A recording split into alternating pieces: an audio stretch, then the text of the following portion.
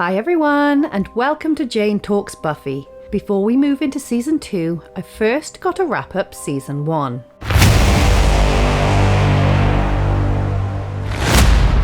Our death count for Season 1 was 43, with the human deaths accounting for over 50% of that total. Jeez, don't live in Sunnydale! Vampires came in second with 37%, so at least Buffy did her job. On the other end of the scale, we only had one monster death, Natalie French, who accounted for only 2% of the total.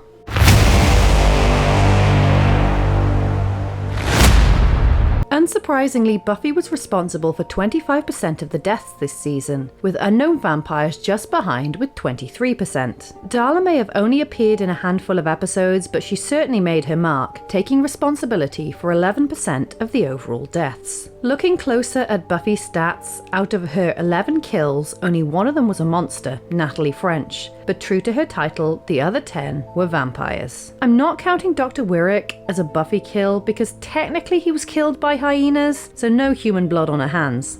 Yet.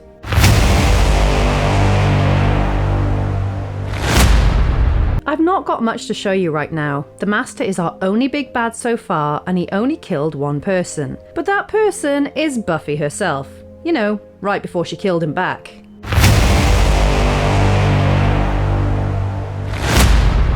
I really liked Mark's death in Puppet Show as everyone got involved, but the Master's death at the end of the season takes the top spot. He's the first big bad of the show, and even though he spent most of the season stuck in a cave, he didn't disappoint when he faced Buffy. The whole season was leading up to the showdown, and Buffy got to crack wise and look fabulous when she sent him to his death.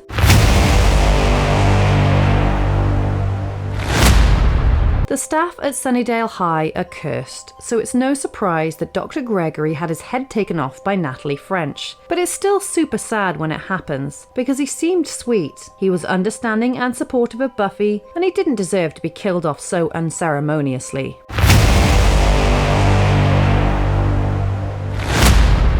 My favourite character from Season 1 is Giles. He's got such a dry sense of humour, but also has some really heartfelt moments throughout. Anthony Head's acting ability really cements Giles as a great character and father figure for Buffy, and we'll see him continue to grow throughout the show's run.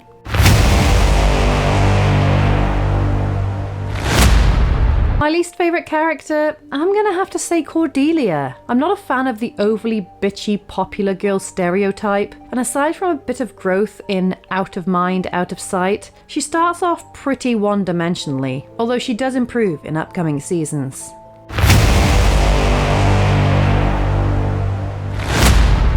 As I said as I was reviewing, my favourite episode this season is Never Kill a Boy on the First Date, because not only is it one of the handful of Season 1 episodes to actually progress the story, but it's pretty action-packed and shows the work-life balance Buffy is trying to strike, which I enjoy.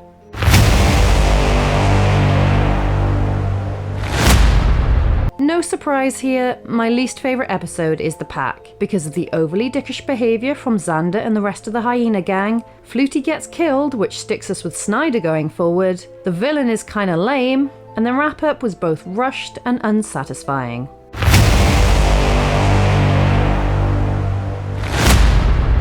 You were destined to die, it was written. What can I say? I've flunked the written. As I've only covered one season so far, that means Season 1 is going to be at the top of the list. But trust me, it's going to be pushed down the rankings when we look at seasons to come. So there you have it. That was my wrap-up of Season 1. Next week we start on Season 2. Thank you so much for watching. I'll speak to you soon. And don't let the vampires bite.